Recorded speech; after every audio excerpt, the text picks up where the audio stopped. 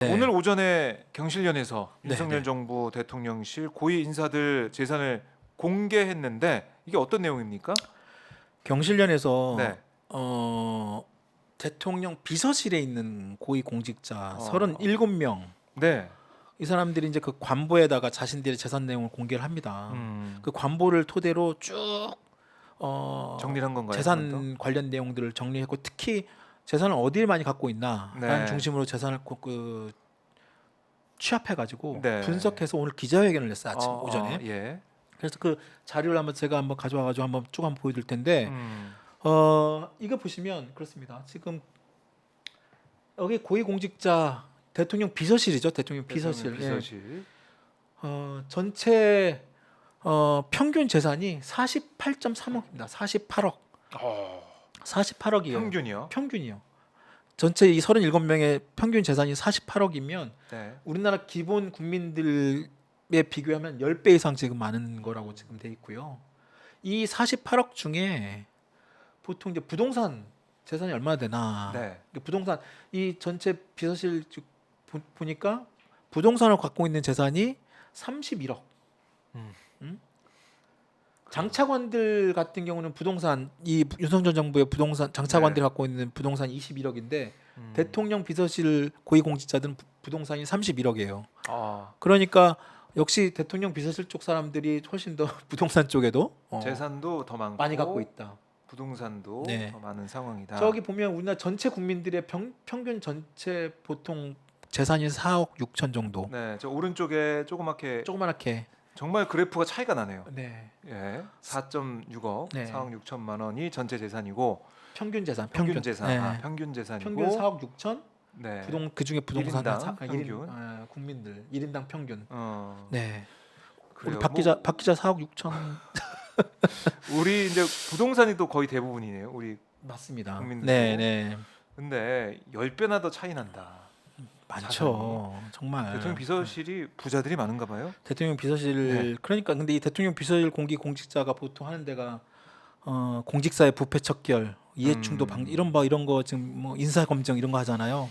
이런 네. 사람 이렇게 해야 할 분들이 재산이 저렇게 물론 뭐 정당하게 자신의 노동을 통해 가지고 정당히 얻은 부라고 하면 뭐 크게 뭐 우리가 네. 뭐라고 하겠습니까만 일정 부분 지금 갖고 있는 이 재산의 상당 부분이 부동산과 연관돼 있다는 부분들이 있고요. 다음에 또 한 번 있습니다. 그 또 재산을 한번 또 보시면 네, 이 누가 가장 많이 갖고 있나 재산 상위 10명이 있습니다. 대통령 비서실 신고 재산 상위 10명 탑 10. 탑 10. 네, 이원노 인사비서관 네. 재산이 445억입니다. 404 끝에입니다. 끝에. 아, 끝에 있는 거 총합. 총합계 네, 445억 9,590 예. 9,594만 5천 원. 44억이 아니고 445억이에요? 445억. 아, 단위가 1,000원이기 때문에. 1,000원이니까 야, 저거 그냥 그 44억 아닙니다. 400억입니다. 400. 440 한 6억 정도 되죠. 446억. 예. 446억에서 얼마 빠집니까? 하여튼 뭐 크게 빠지도 않고요. 부동산도 그렇고 증권이 증권. 77.3%. 네. 어마어마하네요. 증권에 정말 많이 투자돼 있죠. 네. 네. 그다음 김은혜 네. 그 홍보수석이죠. 홍보수석 비서관. 김은혜 홍보수석 비서관이 네. 265억입니다. 아. 265억 7천만 원 정도. 예. 맞네요. 많습니다. 또 김동조 비서관은 국정 메시지 비서관. 국정 메시지. 그러니까 대통령의 국정 메시지 국정 네. 쓴 사람. 124억입니다. 124억. 김은혜 265억 김은혜 비서관은 260억 돈 중에 네. 부동산이 213억이에요. 80% 넘게. 80% 넘게 갖고 있고. 김동조 비서관 같은 경우에는 증권 쪽에 거의 대부분 124억 중에 116억이 주식 증권에 갖고 있습니다. 네. 그리고 이관섭이 이제 국정기획 수석 비서관인데 그렇죠. 국정기획 수석 비서관이 75억 정도 됩니다. 그래요. 오. 75억. 그리고 주진우 법률비서관. 주진우 법률비서관이죠. 예. 72억. 쭉 나와 있습니다. 쭉 그다음에 강인선 그 대변인 하다가 이제 해외 홍보 쪽으로 빠졌잖아요. 네. 해외 홍보 비서관 강인선 씨도 68억 정도 됩니다. 68억. 다 몇십억대 최소 몇십억대 자산가들 이거 모습이 뭐 보이네요. 엄청나죠. 그러니까 이런 사람들 그러니까 공정한 저기 이원모는 인사비서관이잖아요. 네네. 인사비서관이면 공정한 인사검증과 공정 인사를 맡은 사람이 가장 재산을 많이 갖고 있는 사람인 거죠. 네. 그리고 그러니까 이게 뭐 전체 10명 평균 재산이 한 125억, 아. 총 평균 48. 그러니까 탑10. 전체 그 고위공직자 대통령 비서실 전체 고위공직자의 평균이 48억인데 네. 이 10명이 평균이 하. 125억입니다.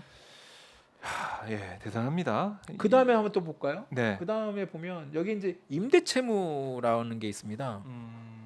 임대채무는 무슨 말이냐면 쉽게 말하면 마이너스는 자기 집 같은 거 있잖아요. 네. 빌려주는 거죠. 그러니까 부동산 임대 사업자. 임대를 자기가 임대하는 뭐 건가요? 쉽게 말하면 집을 뭐 세놨거나 그런 측면, 그러니까 자기 뭐 임대 보증금 자기가 갖고 있는 거 마이너스로 이제 마이너스 표시가 되죠. 왜냐하면 네. 돈을 받은 거니까 나중에 돌려줘야 되니까. 돌려줘야 되니까. 그렇네요. 그렇죠. 네. 이 중에 37명 중에 몇 명이 그걸 갖고 있냐면 아. 14명이 이제 저렇게 임대 채무를 갖고 있다고 임대인, 신고를 임대인. 그렇죠. 임대인 거죠. 예. 그러니까 이관섭 씨 아까 그 비서관 같은 경우에는 지금 두 개를 갖고 있고 한남동 네. 저기가 그 더 힐이란 되게 엄청난 좋은 그 아파트 있잖아요. 거기가 그 60몇 억이 지금 포함되어 있다고 합니다. 네. 그 이관섭이죠? 이관섭 국정기획수석비서관 72억. 그러니까 한남동 나인원이라는 그 아파트 보증금이 69억이 들어가 있다고 하고 나머지 그 배우자가 저기 대구시에 있는 그 중구 동성로 거기다가 있는 임대 보증금 3억이 포함되어 있고 네. 김은혜 저기 수석 비서관 네. 그 강남구 대치동 대치동 네. 건물 저희가 많이 봤었죠. 그렇죠. 거기에 이제 18억 9천만 원 정도 두 건을 지금 쉽게 말하면 임대해 놓은 거죠. 그래서 지금 저렇게 해서 그런데 저기 좀 특이한 거 지금 이원무 아까 있잖아요. 네. 이원무 인사비서관 아까 제일 재산 많다는 네, 이원무 네. 비서관. 이원무 인사비서관이 13억 8천 정도 지금 임대보증금 거기 그래요? 갖고 있는데 특이한 게 예. 저기 보시면 66건이 있습니다. 어, 66건. 부동산 보유는 건물 뭐 대지 이런 게 66건. 66건인데 그 잘 잡았더니 인사비서관 저 이원모 인사비서관 배우자가 네. 배우자 명의로 상가를 상가를 64채를 갖고 있다고 합니다. 와, 그렇군요. 64채 중에 네. 4건만 일단은 지금 네. 임대 채무 신고를 해놓고 그러니까 예. 이원모 비서관의 와이프인 배우자가 네. 상가를 64채를 갖고 있다고 하고요. 배우자. 이번에 저번에 나토 회의 갔을 때 대통령 비행기. 전용기를 탔던 전용기 탔던 네, 신모 씨. 김건희 씨의 지인이라고 하는 네. 네. 아, 김건희 씨의 지인이라고 하는 네. 그 신모 씨. 예, 신모 씨가 바로 이원모 비서관의 배우자인데 저렇게 많은 부동산을 가지고 있다. 64채 상가를 갖고 있다. 네. 어마어마하죠. 네. 그렇네요. 그리고 또 한 번 또 다른 걸 볼고요. 네. 자 여기서 뭐냐면 여기 그 대통령 비서 과다 부동산 과다하게 보유한 사람들의 경우 이렇게 또 다 표시를 해놨습니다. 예. 강인선 아까 비서관 다주택자, 그다음에 비주거 건물이라는 얘기는 사실상 뭐 상가, 주거하지 않는 거 뭐 오피스 상가 뭐 비주거 오피스텔 내지 상가 이런 거죠. 네. 땅, 대지, 건물 임대 채무 신고는 했고 김대기 비서실장도 다주택자는 아닌데 비주거 건물 갖고 있고 대지. 그러니까 보면 다주택자는 강인선, 복두규, 윤재순 씨. 윤재순 씨는 이제 뭐 임대 가능성 없. 왜냐하면 주택 하나에다 분양권 하나 신고했기 때문에 네. 뭐 따로 임대 가능성 짜리는 없다고 하고요. 이병화, 이진복. 네. 나머지 이제 비주거 건물을 대부분 갖고 있고 그렇네요. 일부는 콘도 회원권을 갖고 있는 경우도 있다고. 이 부분은 뭐 임대 가능성 없으니까 빼고. 네. 그러니까 보면 대부분 비주거 건물과 대지, 땅과 뭐 이런 걸 다 갖고 있고 문제는 건물 임대 채무 신고를 하지 않은 부분들 있지 않습니까? 그러니까 저 부분 신고 아직 하는 분들 같은 경우에는 따로 네. 과연 임대업 신고를 제대로 했는지 안 했는지를 따져봐야 된다라는 게 경실련 쪽에 임원이 오늘 그 발표 내용 중에 있었고요. 네. 따져봐야 된다. 네. 자 또 하나 네. 볼까요? 또 표 마지막에 하나 있습니다. 아까 비주거 건물 예. 저희 얘기했잖아요. 그 비주거 건물 사실상 그 뭐 오피스텔 상가 이런 것들이 그렇겠죠. 대부분일 텐데 이원모 비서관이 압도적이네요. 압도적이죠. 예. 65개. 65개, 65개를 갖고 있습니다. 가격 따지면 약 얼마입니까? 저게 1,000원 단위니까 32억 정도입니까? 네, 32억 그래요. 7,600. 네. 오피스텔 서울 강남 도곡동과 상가 노원구 상계동에 64건이니까 아마 하나 빌딩에 뭐 같이 있지 않을까라는 생각이 들고요. 김은혜 상가가. 비서관이 한 개 있지만 그 대치동에 예. 네. 26억. 장성민 비서관 4개입니다. 4개. 오피스텔 분양권 그다음에 뭐 사무실 갖고 있고요. 네. 이시원 비서관도 하나 갖고 있고. 지금 그래서 저기 지금 오피스텔 상가 강인선 비서관도 지금 5개나 갖고 있습니다.